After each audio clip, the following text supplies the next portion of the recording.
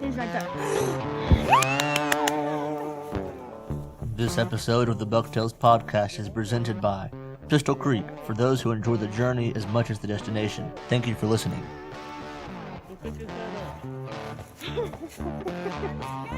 Pick his head up. Yeah! Look at that. Woo! Good deer, babe. Hello and welcome back to another episode of the Bucktails podcast. We are back here with, I say back because it's our second attempt at recording this, with Coda Stewart of Coda's Outdoor Enterprise. He has a YouTube channel. We actually met through a Facebook group. I forget which one it was, Georgia Hunting and Fishing or Rut Report. I forget which one now. But we tried to record this. We're recording through Zoom. And last time it was cutting in and out. So this is the second go around. So if I say last time or, oh yeah, we said this, hopefully we won't leave any details out. But yeah, this is the second go around. So hopefully we'll be in better shape this time. Awesome. Thanks for having me on. I appreciate it. Yeah, man. Again, I love watching your videos. I've seen a few of them on YouTube. I think I'll pull your YouTube channel up here for real quick for everybody that's watching on YouTube. If you want to go ahead and explain kind of how you got started in YouTube and things like that. Yeah. So basically getting into hunting wasn't really a family thing for me. My grandfather was from Idaho, so he did a little bit of bird hunting and stuff like that. Basically in high school, around 14, 15 years old, I had two kind of older friends, Stephen Young, and he kind of showed us the ropes, and him and Jake Flynn were huge fishermen, still are to this day. And we would fish pretty much every day after school. And then as soon as Stephen introduced Jake and I to hunting, for the most part, it was game over after that for me. Things just spiraled. It went from starting Coda's Outdoor Enterprise to first becoming just an outdoorsman and trying to learn everything I could. And then eventually we said, hey, we want to start an outdoor channel. And Cooter was one of my many nicknames in high school. So my buddy Cameron Collette, he helps me run the page, and he said, why don't you name it Cooter's Outdoor Enterprise? And it kind of stuck. And we said, you know what, if nobody watches the videos, we would still make them. We just wanted to try to get our hunts on video so we could go back and look and see shots and stuff like that. And then after that, it just spiraled. Things kept spiraling. And here we are now. And that's awesome to hear. Yeah, and I'm kind of the same way. I really don't care if this podcast grows. I just like getting to meet people and hear stories, and that's the thought behind this whole thing is just storytelling. I think that's a big part of hunting. And like you said, whether or not it gets big or not, you're still going to make videos and look back at them, and that's half the fun is being critical of yourself. I think I've done some. I videoed myself fishing a few times. I don't have like a big YouTube channel or anything like that, but I videoed myself fishing a few times, and I remember watching back. I'm like, man, that hook set was awful. What was I thinking? But it's something that you really can't see unless you have a video of yourself doing it. So I think it's something really neat to dissect and look back, and you can even. It's almost like a journal. I'm not good about keeping notes or like a hunting journal. I know some people do, or even a fishing journal. But you can look back and see, what day it was, what month it was, what year, weather conditions, what kind of stand were you in. You can your story kind of comes back to you because you've got it kind of documented. So that's awesome. And I've watched a few of your videos on there, and they've all been, they look professionally done. I like those. They look good. Awesome. I appreciate it. Yeah. And that's, hearing that and the feedback we've gotten from people around town has just been great. It pushes us to try to do better and, get more videos. We have countless thousands of hours of just does or, stuff that we would not use. And I think this next year we're going to throw around dropping videos that maybe they're not successful hunts. Maybe we went in there and we saw a few deer, but just that way we'll get more footage out to the viewers. So we've tossed around that idea because I definitely don't want to be one of those pages where, hey, every video they drop is a monster deer, or make it look like how hunting really isn't, because a lot of times you're sitting out there and you're not seeing anything, or, it's not ideal. So our initial goal from the start of the page was to veer away from those pages that were making hunting look like shooting fish in a barrel, as well as, not, a lot of people will take that buck out in a field, clean the blood off, make it look nice and pretty. And we wanted to show it just as real and raw as we could.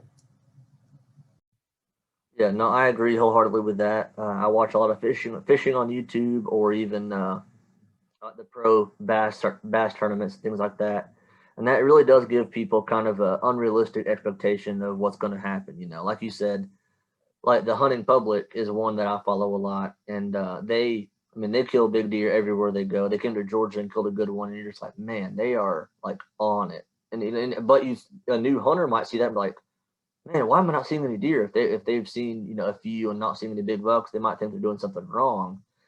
And it's just like they don't see the countless hours that nothing happens. And that's so I do like I like a story every now and again where maybe you messed up, or the wind was wrong, or it didn't quite work out for you. I mean, there are way more of those stories that we could tell than the successful ones. So that's real, and that I like that about your page. I like that is real. And on the social media part of things, so do you have a Instagram, Facebook, and a YouTube? Is that all you've got?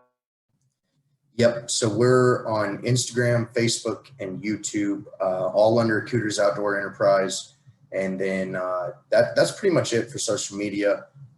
We're trying this year to focus on growing that Instagram following, and as well as YouTube. YouTube is the big thing, but it's also a huge challenge just with getting videos out and keeping subscribers happy and having it grow. Yeah, man, I'm sure you've got, is it you and one other friend, I think you were telling me last time, but like the amount of time, one, to be in the woods, two, you've got to have all your camera gear, filming, that's a lot of time itself, and then you have to worry about editing. So that's, I can imagine that's tough to keep it current. I mean, Instagram, I guess, would be a little bit easier to get content out because it's a picture, or you could even, you can turn one hunt into 5 or 6 posts if you wanted to. I've tried to do that somewhat with this page. I don't know if you listened to the story about Andre that killed the big deer up here in North Georgia. I had a lot of good pictures of that deer, so I posted one, every few days trying to lead up to it.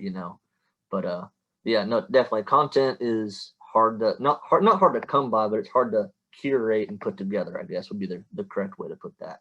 But so I guess I know the story you're going to tell because we've already been through this one time, unless you change your mind on that. But if you want to go ahead and jump into it, and we can, let the world know about the story. Yeah, for sure. Yeah, that one Andre killed up there was, it was awesome. Keeping up with that video. Anybody that hasn't seen it, definitely go give that a listen. But yeah, let's dive into it. So it was me and Cameron Collette. We started Cooters Outdoor Enterprise, and he's kind of our first field staff member and also helps us run the page. So a little backstory. We have a couple properties that we've gained permission in Canton, which is where I'm from. And so we've been out there, and one of them I've had, by a friend's grandfather for a while, and I've been able to hunt over there. Kind of watch these deer grow up. And it was about 3 years ago, we had a picture on the trail camera of just a solid, he was I think at the time, 11 pointer, tall and tight, with some mass. And I was just like, that's the one that I'm going after. That's what I got my eyes set on. And it was also at the time I hadn't killed anything with a bow. So it was, hey, he's who I want for a bow kill, and this is what we're going to do. And so me and Cameron all summer long got ready that first year, and this was at this time 3 years ago. So we got everything prepared. We were getting trail cam pictures and had no idea what this buck does, where he goes, or who he is, really, because it's just a transition property. Basically, we're hunting 2 ridges. That's kind of like a funnel, and there's a creek bottom in the bottom, and it runs to neighbors' properties and all sorts of stuff. So it's a tight area. That's where I've killed pretty much all my deer growing up when I was younger and got permission there. So we gave him the nickname of Bubba. And if you go on our Instagram, you scroll down to the very bottom, that's all you'll see is Hunt for Bubba.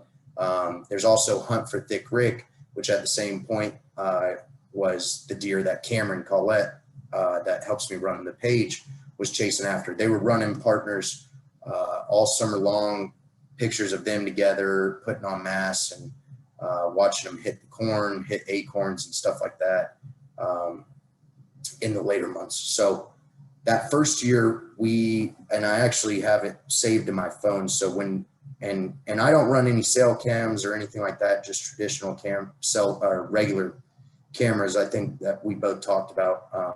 Let me see if I can get this to pull up real quick.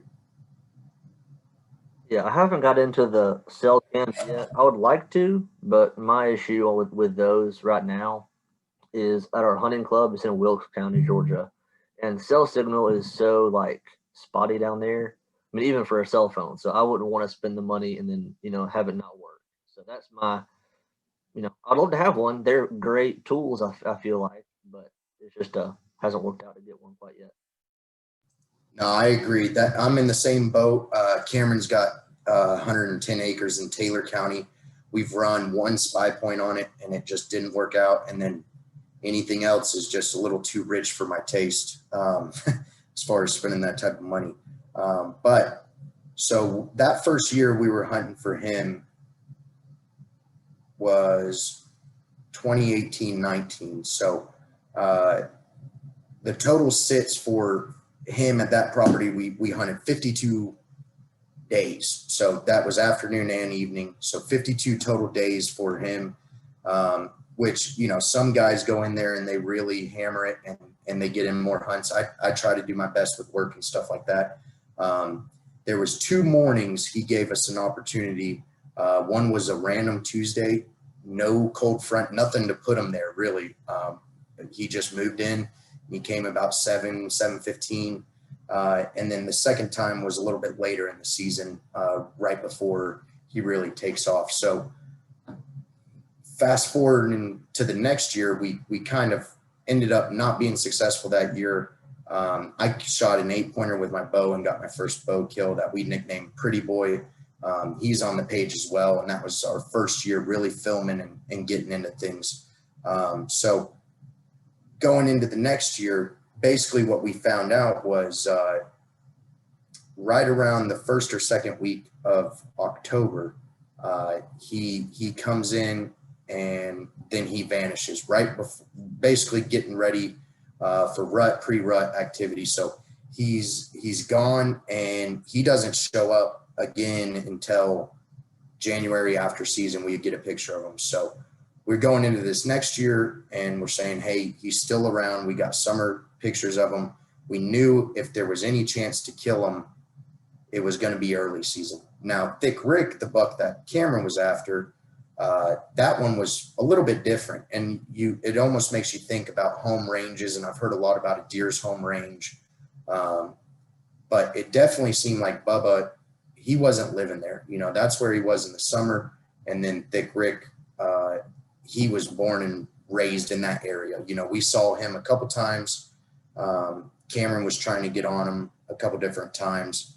And so I'm going to kind of shift gears because Bubba's burned me the past 3 years. And it'll be neat to see if he was actually bigger the first year we hunted him than he was this past year. So he's definitely declining a little bit. I'll be curious to see what he looks like this year.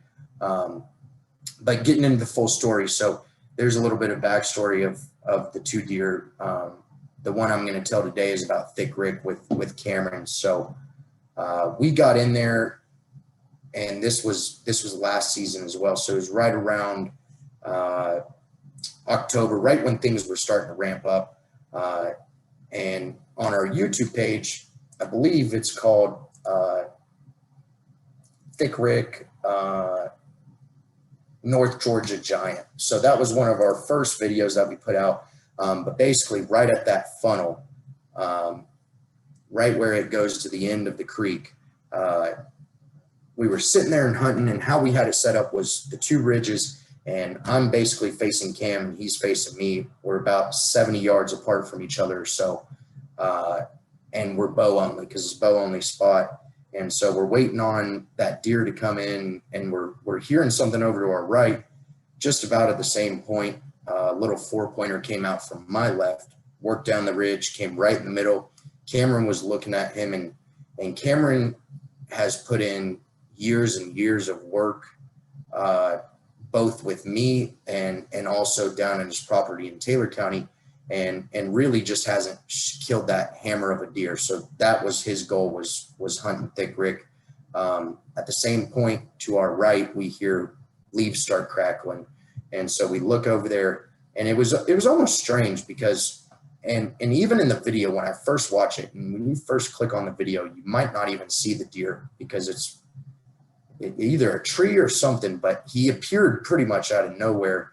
And I immediately was like, hey, that's him. Get ready for your shot. So in an ideal world, that funnel, he would have came in right in the middle of it. Cameron would have got a shot and hammered him. This deer stood right at the edge, looked both sides, kind of up towards us, but not really busting us, but, just looked before he took that step in. And all the other smaller, immature deer would all go through that trail and end up right in the kill plot we'd plant late season, or around that year, around November. A little bit before November, we put in a late season plot that came up because just the warm weather. And he looks, and then he turns to his right and comes up this ridge. And that was the first really, really mature deer that I've encountered. So we watch him. Basically, he takes, that security cover, and I've heard it over and over again. Security cover is where those big bucks are going to be. And so he finds that security cover, but he's still investigating what's going on. And at that point, I figured, hey, he's going to go up that ridge and basically walk off. So I hit him with a grunt, 2 grunts, and then I snort wheezed. And I'd never done a snort wheeze before. I'd heard a podcast, and every year, I think every hunter kind of learns new skills and stuff like that. So I had watched that, and I did that, and it immediately caught his attention. He ends up coming directly to my right, and Cameron's straight across the ridge. And so I'm watching him, and then he comes in and he commits. And I ended up having him at 5 yards directly behind my stand. And in that video, you'll kind of see the camera shift. And then he just trots off. Never blew or anything like that, or got upset. And where Cameron was, he would have had about a 60, 70 yard shot. So he definitely wasn't going to pull that with the bow. So he got away from us. We dropped that video basically to be a to be continued type video. Then we got one more opportunity at that deer, and it was right around, I'm going to say rut or second rut, somewhere in there. But the deer does the same thing. He comes from the same area. The only difference is there's right before he walks in, there's 4 does that come from that same area, but they go up on Cam's side. So they're directly across from me, and they're kind of looking around, and they all keep looking back at their back. And I was just like, there's a buck in there. If those does are looking back like that. Sure enough, 2 minutes later, he walks in, he goes straight to that edge, scans, looks right, looks left. I'm sitting there kind of freaking out, and it's right on the line, right on the property line. I'm texting Cam. I'm like, hey, hold off until he commits, or if he comes up on the other side.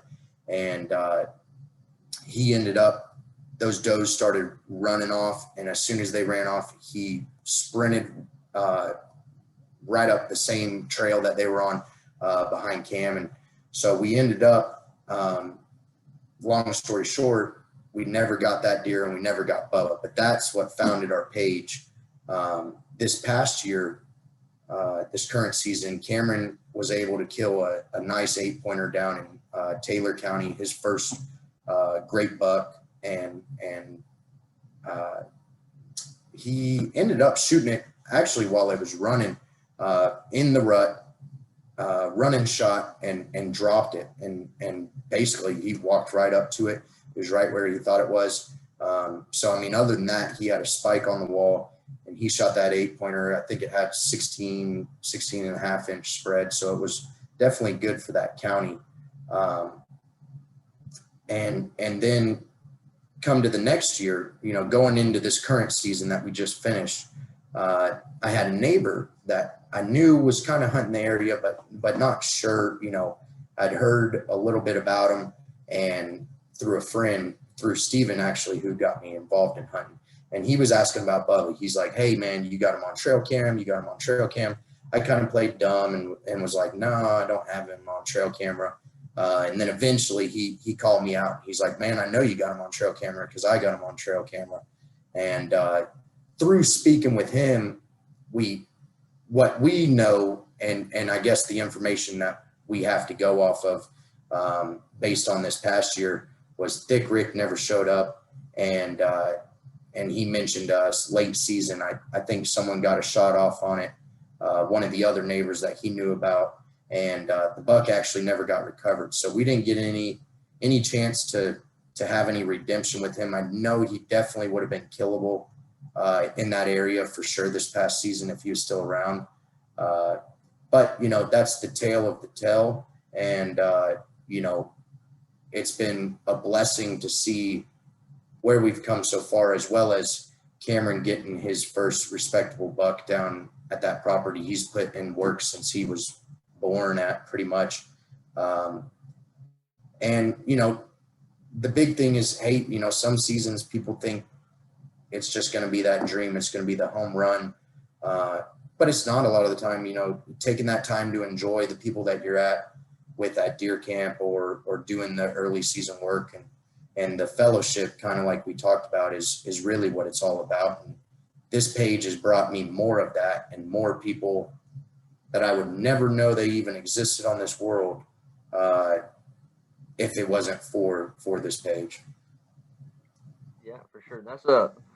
That's a good story. It's a heartbreaking story. I mean, and I haven't really had that kind of a heartbreak before where he's that close, like 5 yards behind your stand. Like you can do all but throw a rock and hit him. So I'm sure that was hard to watch him walk off, especially that second time. And I hate that y'all didn't get redemption this year, and that you heard that someone shot at him or shot him and never got recovered. So I mean, there's still a chance that he's out there, but it's hard not knowing.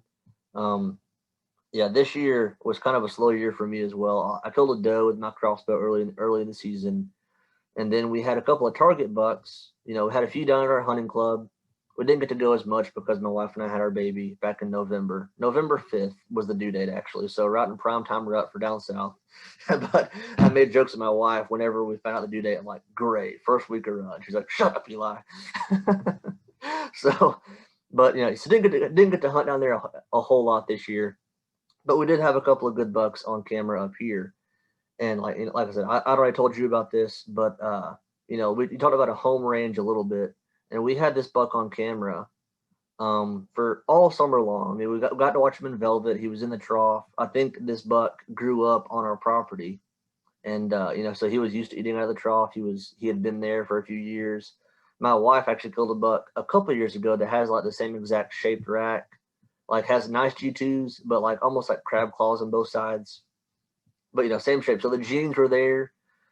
And this buck was on camera a good bit up until season started. Then he started getting nocturnal, more pressure, things like that. And then he got killed over a mile away from my house. My cousin got a picture of him on his trail cam, and he lives about a mile away. Then like that same week, which was heavy rut, it was like, I think it was into November, Thanksgiving time for up here for the mountains. That's about when they rut. But found out that somebody that we know, but it was about a mile and a quarter away when that buck got killed. So that was, heartbreaking, but I'm happy. Anybody I know kills a buck, I'm going to be happy for him. I'm not a spiteful person, try not to be. sometimes it's hard when you're hunting. You're like, it's not our deer though. You're like, I put the work in, I've hunted hard, and then it doesn't work out. But that's the name of the game. And like you said, a lot of it is the camaraderie, the campfire stories, the fellowship. And like me and you right here, this is part of hunting. This is the part that I like, getting to talk and getting to hear experiences and stories, and the way different people set up and tactics and things like that. In some properties, tactics are kind of out the window. A lot of my property that I hunt in North Georgia, there's so little property that like you can hunt here or you don't hunt the property. There's like one spot you sit. But is that kind of, how's the property that you hunt over? You said it's near Canton. Is it a big plot, or do you get to move around? Can you kind of move stands around, or is it kind of a one and done? So yeah, that property over there is small. I mean, we're looking about, I think it's 15 acres total. But that was kind of the first property that he was like, hey man, come over here and hunt. I got deer everywhere. It's one of my other best friend's grandfathers. So I was like, all right, for sure. I had nowhere to go. And at that time, I think my mom was dropping me off to hunt over there really. And then I couldn't even drive yet. And so that's kind of the same thing, the same challenge of, you go out, you get those properties or you get permission, and then it might not be ideal like you thought it would be because it's a smaller parcel and stuff like that. And, the one thing that's really stuck with me through hunting and kind of getting through these challenges was, I believe it's John Eberhart or someone along those lines. I want to say John Eberhart, where he said, all you can do is like poker, basically stack the odds in your favor, and get out there and hunt and try to pick the right morning, but at the end of the day, I think every hunter knows it's a little bit of luck, and yeah, there's stuff you could do to favor it one way or the other. And it really depends, if you're hunting manicured 1,000, 2,000 acres in South Georgia to where exactly what these deer are going to do, where they're going to move, do hedge trimming and all sorts of stuff to affect their patterns. You can pencil it down a little bit more, but I think for the average guy, unless you want to go spend a ton of money or can afford to get a place like that, you're stuck to either getting permission. We don't pay for any leases or do anything like that. It's strictly just permission. And I've tossed around the idea if I could get a bunch of good guys that I knew and say, hey, we're going to do a 5-year lease on here, and or something like that. But right now, with our level, I'm 23, so still young, trying to figure life out in general. So for the most part, I'll knock on doors a little bit what those Seacoin guys do and talk to people, relatives or friends, and get permission that way. So this past year, I got access to 3 new properties that I kind of got to put my boots on the ground and hunt a little bit, but not my focus was still on Bubba. At that one property, I wanted to close out that story. Kind of sad part about that property is, unfortunately, my good friend's grandfather that let me hunt, he's got Alzheimer's, so they've got him in a home, and he's known the deer too. He's seen them in the front lawn and stuff like that. So that was kind of my goal. If I did kill him, I wanted to bring him to the nursing home in the back of the truck and just show granddaddy and say, hey, I finally got that big one. I remember when I shot my first one, is like a little basket 8-pointer. He came out there and helped me drag it, and he said, it's a small little thing, isn't it? And I was on cloud 9 and I didn't even care, but it was just funny how that was.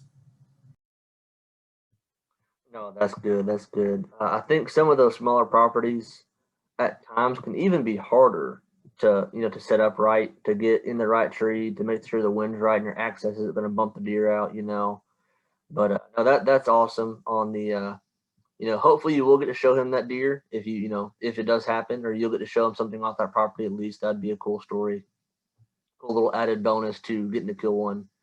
And that's that's part of it too, getting to show people and getting to share in the triumph and in the defeat, But that's all part of it. But heck, I was gonna ask you another question. I guess not really a hot topic, but a topic for hunting in Georgia. A couple of questions actually. One is the feeding in Georgia. We talked about this last time we recorded, but do you think feeding has helped hunting? Has it hurt hunting? Has it made it easier? What's your I hunt over bait. You know, it's something that I do now. It is legal, but what's your viewpoint? Has it made it easier, harder? You know, better, worse? What's your viewpoint on hunting over bait? For sure. And that, in South Georgia at Cameron's property, they feed and they feed and they feed all year long, which is good. And those deer come in and hit it. But as soon as really halfway through bow season, those deer aren't going to come to a feeder. They know that. Up here in North Georgia, really the only property that I put corn out was at the one that I'd hunted granddaddies for that long. And it started off as when they passed that law, being a new hunter, kind of learning things my own way, is like, okay, put corn out and we'll get pictures, and those deer, it's dead. That's my buck, the just the naiveness of it.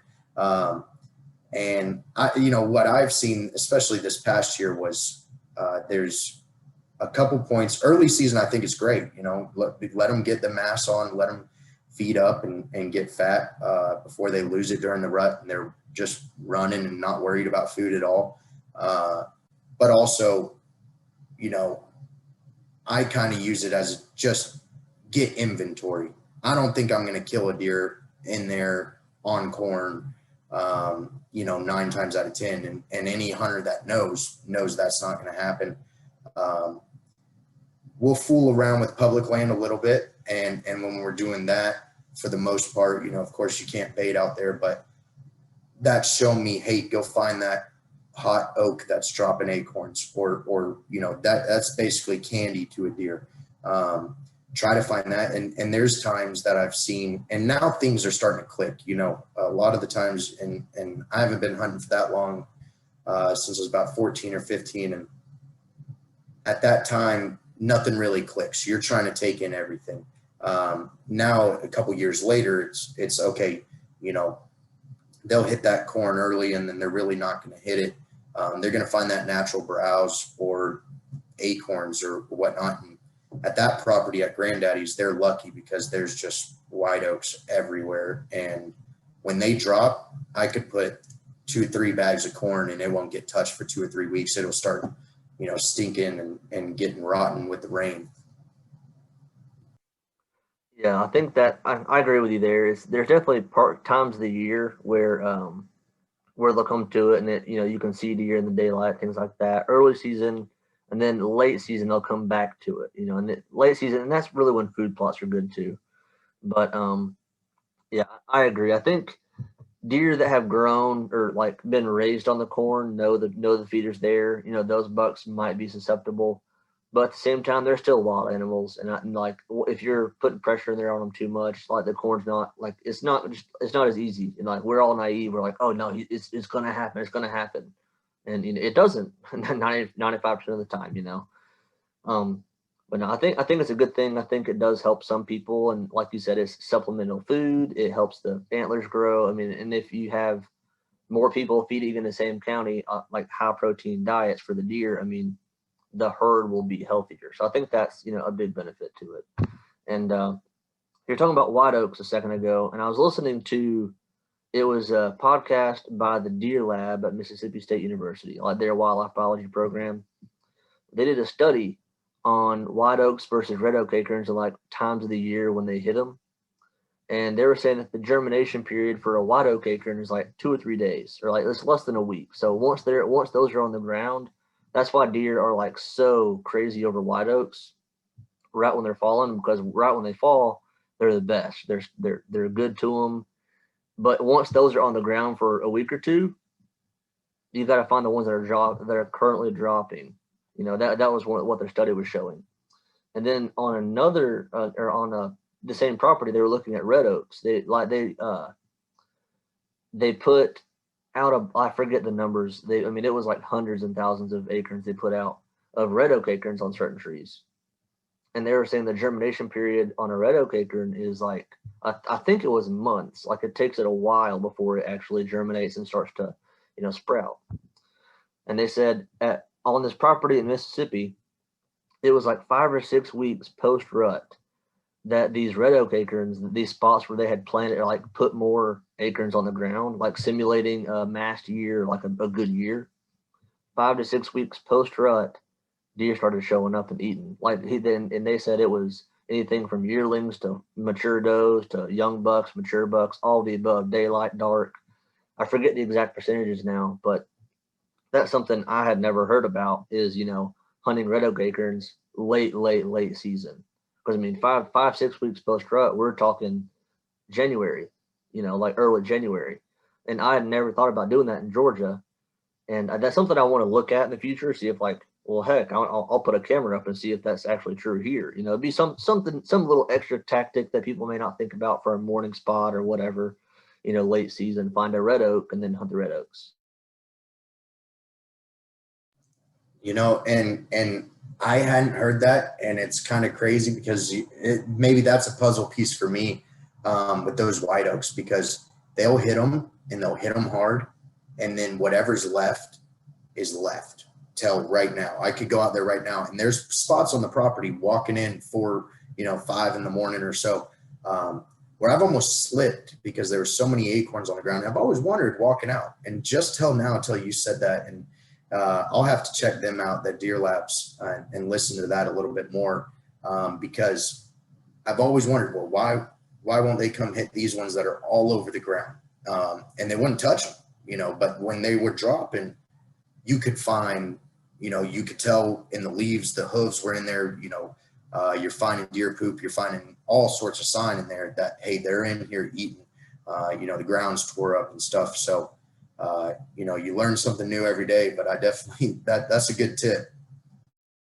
Yeah. That podcast, I'm a techie kind of guy. I teach physics at high school, so I like the details, so listening to those guys talk is very science based. It's all, I think the guy actually talking on the podcast was a graduate student, and that was like his capstone or his, big project he was doing. So that was real life, data was based on trail cams, and it was, true percentages and things like that. And that was like you said, I never thought about that until I heard that. I'm like, well, no wonder. Like it wouldn't, because when I go in the woods looking for acorns before I listen to that podcast, I'm looking at the ground. I'm like, dang, we're loaded with acorns. This is going to be great, but probably not. You gotta, like, if you hear them, if it's raining acorns, that's what I call it.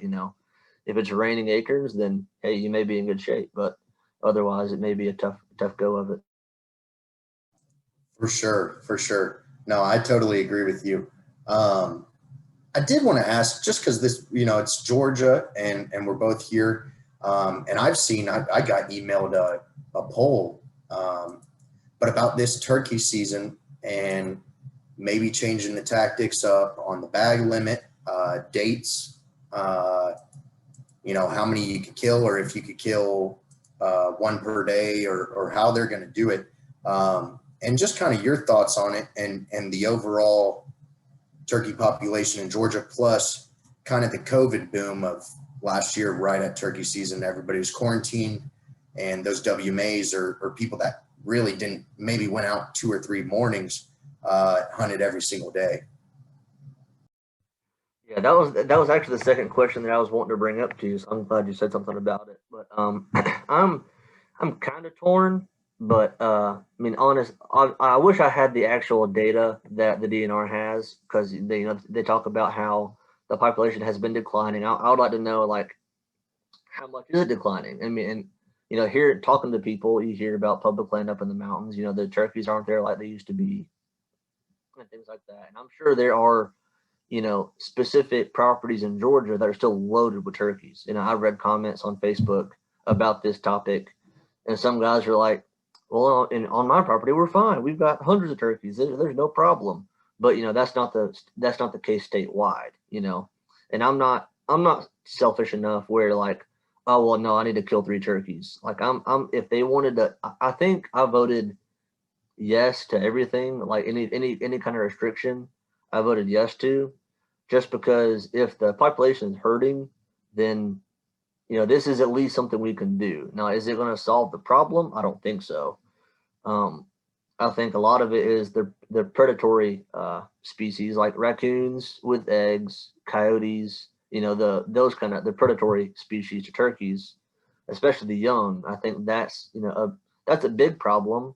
And I mean, and it's not like they're not open season and they're not considered varmints and things like that. That we can handle those. But as a state, if we focused on the regulations they're thinking about, and also taking out coyotes anytime we see them, or trying to encourage coon hunters and things like that. But that's my thought is, if the population is suffering, I'm all for restricting it, at least for a few years. I mean, it won't be like that forever. So that's my viewpoint. No, I totally agree with you, and I voted on a few of them. I definitely think the bag limit of 3 gobblers in Georgia is a little bit crazy, because there is people that have those certain properties that are just loaded. And then I've seen stuff where they said, hey, we're going to restrict only public, and public's 5% of the state of Georgia. And it was like, well, why would you even do that? If you're going to restrict it private and public, and that will make your difference. I do want to shout out, his name is Jordan Barnes, and he's been on, and you might have seen him, but his Instagram and YouTube's Close Proximity. And he's in somewhere South Georgia, but I know he's Georgia. And I've learned a ton from him, and he bow hunts turkeys, and as well as a great just outdoorsman in general. And he's posted a long article about it that was pretty interesting, and also talking about, hey, and I'm not a trapper by any means. I run traps every now and again when I'm bored, like now till turkey season.